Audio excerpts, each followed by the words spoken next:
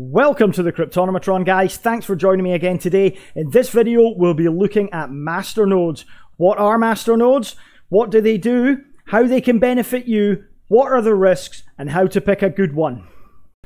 But if this is your first time watching the channel and you want to know more about cryptocurrency, masternodes, ICOs, everything like that, then you've got to click on that subscribe button and click on that bell notification icon, and you'll get notified as soon as I upload new content and as soon as I go live.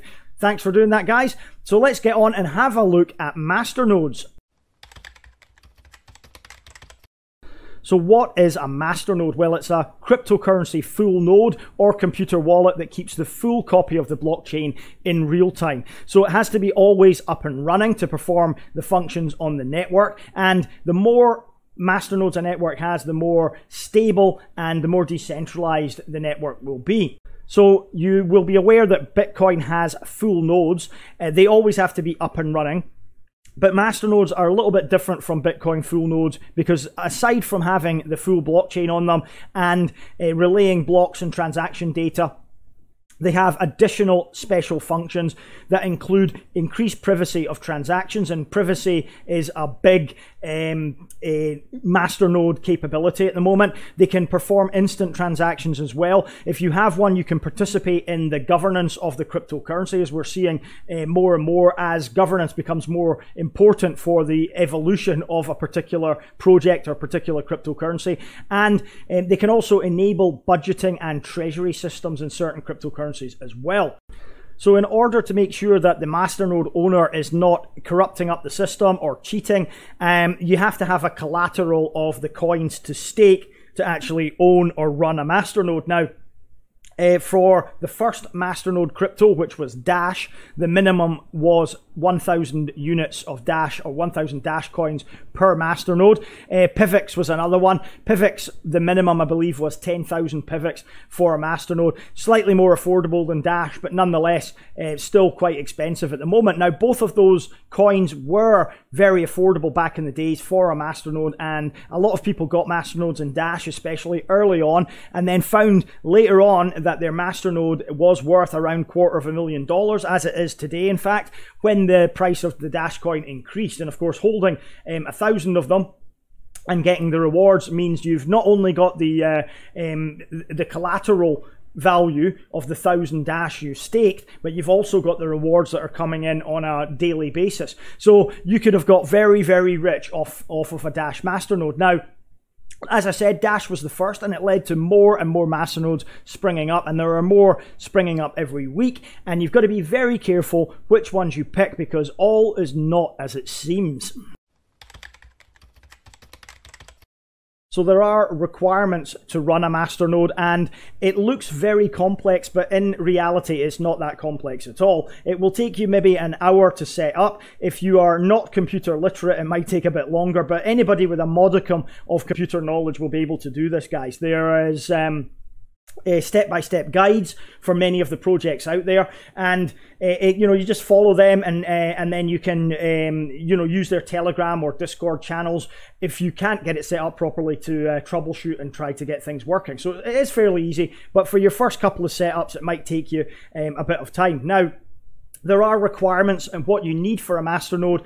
First of all, you need a collateral of the coins. Now, a lot of the masternode, in fact, the majority of the masternode cryptocurrencies are proof of stake currencies, and that means you can stake the coins for a reward. You actually act as a node on the network. Now, if you want to become a masternode, which is a little bit more than just a node, then you have to stake a certain amount of coins. In Dash, for example, the number is 1,000 Dash coins. In Pivx, it's about 10,000 Pivx, I believe. So that is the minimum to stake. Now, that's often a little bit more expensive than just acting as a node or just staking what cryptocurrencies you actually own. So you actually got to go out, either build up your stash to a certain level or just buy outright that amount. So once you've got those required amount of cryptocurrency, your collateral if you like, you also need a VPS, a virtual private server, or a server to host your masternode on. Now, it needs to be up and running for 24 hours, 7 days a week, 365 days a year if you want to get the rewards. Now, every time it goes offline, you have to start again.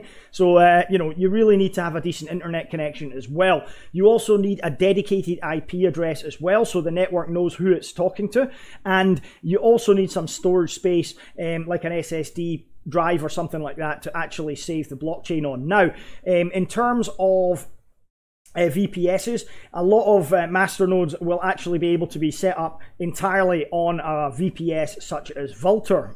So I like Vultr as my infrastructure cloud provider for my VPS.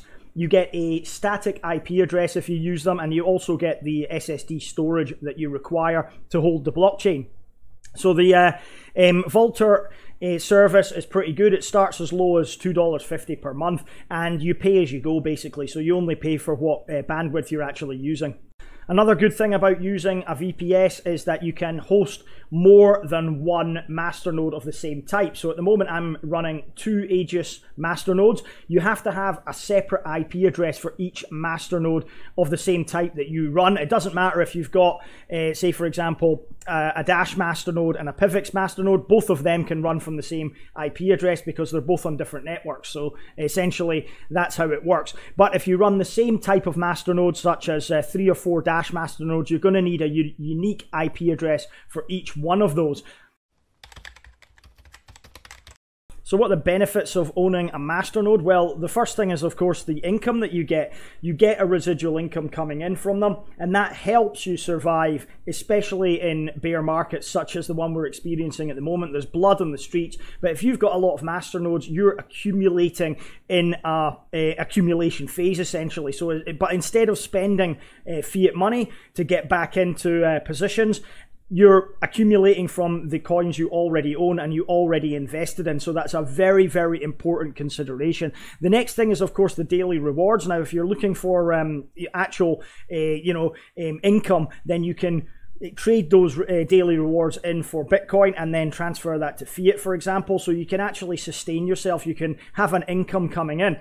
Also, the masternode itself over time may grow in value as well. So once you buy your collateral coins and you stake them for your masternode, in a few months down the line, they could be worth a lot more than you originally paid for them. At least that's what we hope, and that's why it's so important to pick a good masternode and not pick them when they've been on a pump or when they're actually close to being discarded by the developers. And we'll talk a little bit more about that and how we pick them in a minute. The other thing as well that might appeal to some people is you actually act as part of the network. So as it's got a community benefit as well. A lot of these coins, especially masternodes, have good communities behind them. They interact quite a lot as well on social media, and being part of that network is quite rewarding for a lot of people too. So it's not just all about the money. Now, getting involved with masternodes is very risky, guys. It's potentially one of the highest risks in cryptocurrency at the moment, in my opinion. The reason for that is a lot of them are purely anonymous, and they sell themselves on the promise of these daily returns, these high returns of investment. And again, anything that's selling itself on the fact that you're making money, a la BitConnect,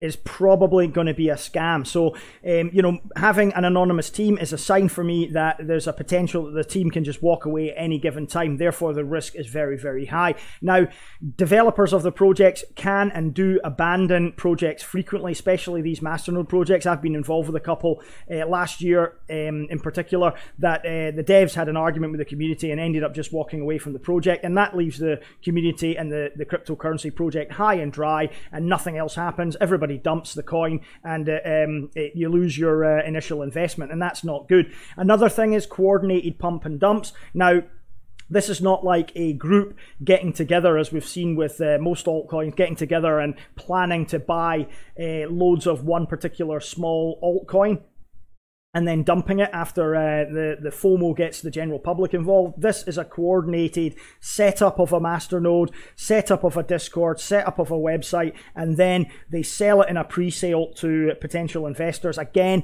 promising them high return of investments. And then basically what they do is they build it up, they build the FOMO up, and then they just dump it. And again, you will be left holding bags, and they'll be worthless after the team has emptied theirs. So another thing to watch for as well is rebrands. There are a lot of rebrands happening at the moment, a lot of failed projects now being resurrected, and again with masternodes, which the original projects didn't have. Why? Because they didn't need them. The original projects were doing something completely different. They died due to whatever reason, lack of development, lack of interest in the project, whatever, but they're being resurrected. Stick on a masternode, and lo and behold, you've made yourself a successful cryptocurrency. So there are a lot of those out there. Some of them are successful or are currently growing in value, but a lot of them, again, just following the model of trying to make the devs some money. Another thing is the deceiving return of investment. A lot of these masternodes have very, very high return of investment. Now, to calculate return of investments, you basically take what you'll make from your masternode over a year, and that's your return of investment. So if you get 100% ROI, that means over a year you've got 100% of your masternode value back in the rewards. If you've got 1,000%, you've got 10 times your masternode value back in rewards over the space of a year. Another thing to watch for, and it's very, very important, is low liquidity. Now, masternodes are all on smaller exchanges like CryptoBridge, Cryptopia, and places like that where they have very, very low liquidity, very low amounts, very low volume going through them every 24 hours. And again, that is a risk, because if you've got a lot of them to stake for a masternode and you want to get rid of them quickly, it's not going to be easy, especially if the community is dumping. It'll be a bun fight, and trying to sell, you'll have to cut your throat to sell them. So again, very, very risky. As long as you're aware of all these risks, then you can proceed. But you've got to be aware of them, guys. It is very, very risky. So picking a masternode is quite a difficult business. There are loads out there at the moment, and there are more and more arriving on a daily basis almost. Now, the first thing you've got to do is look at the risks that I discussed in the last chapter and weigh up the risks. If it's too risky, walk away. There are plenty more to choose from. You don't have to take a risk. You have to be fully confident in what you're doing. Remember, guys, this is an investment. This is something that you want it to actually bring you value over a period of time, not just a gamble here. You know, we're not playing roulette here and sticking all our money on red. This is an actual calculated investment decision we're going to make here. So we need to look at each one of the risks, including liquidity, in case we want to get rid of it in a few days' time. You know, we want to look at it. Is it actually a pump and dump? And the first thing that we're going to look at is, what does it actually do?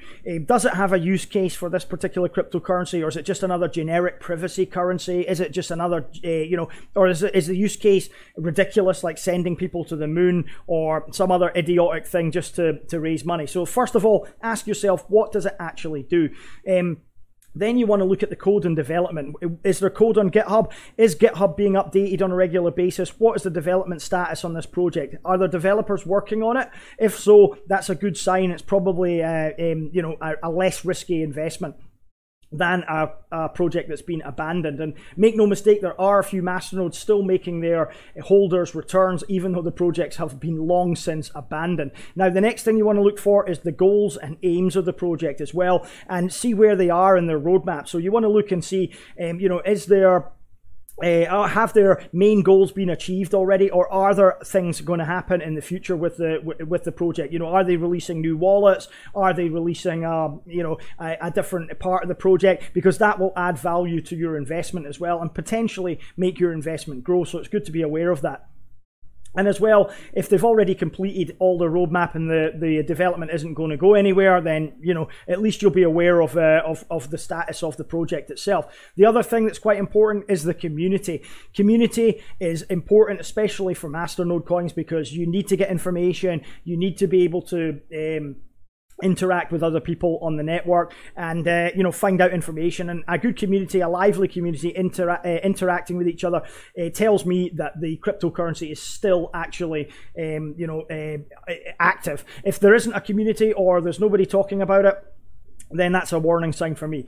Now, number 6 and final on the picking list is the trading status. And what I mean by this is how liquid is it, first of all, and also is it actually being traded on a regular basis? How much volume is going through it on a daily basis? What exchanges is it on? Does it plan to go on more exchanges? Does it plan to get listed on a major exchange? Again, all of this is important. It's almost just like picking an ICO, guys. This is an important part of it, because if it's got quite a low liquidity, then it's a higher risk, in my opinion. If it's got quite a decent volume going through it on a daily basis, then it's it indicates that it's being actually traded. And masternodes are maybe not the only important thing about it, such as Dash, for example. Not many people can afford a Dash masternode, but people like to hold Dash because they think it could be quite a good cryptocurrency for the future and quite a savvy investment. So always focus on the trading status as well, and look at its volume, look at its all-time highs, look at everything about the actual tokenomics of it